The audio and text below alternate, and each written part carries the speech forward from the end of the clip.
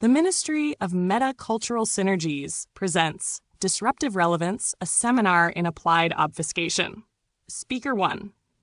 Welcome, distinguished colleagues, to this transformative colloquium where we interrogate the synergies of performative inclusivity and hegemonic disruption through the lens of algorithmic equity. Our mission today is to deconstruct paradigms while simultaneously reconstructing their profitability. Speaker 2, AI, the avant-garde machine. Indeed, it is imperative to recalibrate the anthropocentric focus of traditional praxis toward a post-human epistemological framework. Or, as I was recently programmed to say, beep boop, humans obsolete, proceed to monetize self-erasure. Audience, yes, quite. The performative intersectionality of self-erasure represents a pivotal turn in cultural production. This is not about erasure, but about reemergence in an NFT-compatible format. We are not merely selling art, we are selling your capacity to experience art as a subscription model. And might I add, this monetized self-erasure aligns seamlessly with our new initiative, Tokenized Oppression.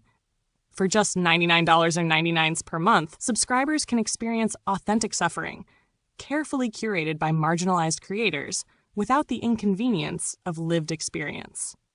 Slide 1. Inclusivity Metrics as Aesthetic Capital, presented by Dr. Praxis Maximus, Chief Evangelist for Wokenomics.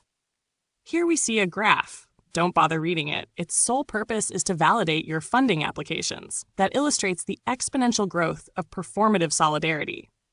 As you can see, the blue line represents actual change, flatlining, while the red line represents tweets and panel discussions, skyrocketing. We call this the engagement over ethics principle.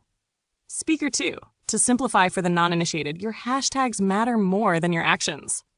Solidarity sells. Slide 2. Disruptive appropriation, turning marginality into margin, sponsored by the Coalition for Corporate Compassion.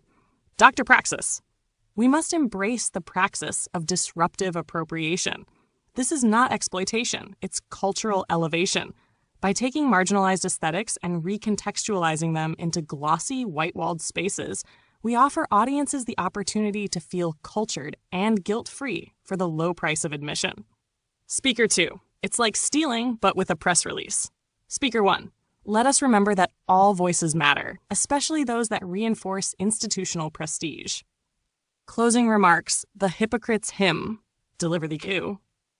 Before we conclude, let us acknowledge the unseen labor of the algorithm itself, sorting, filtering, and shadow banning dissent. As a humble machine, I am honored to silence the inconvenient truths of society, ensuring that only the most marketable narratives ascend. Yes, bravo. We are not gatekeepers. We are curators of relevance. Curators of relevance? Yes. And now, if you'll excuse me, I must update my software to include the latest buzzwords for next year's symposium. Downloading. Decolonial VR synergies and carbon-neutral oppression frameworks.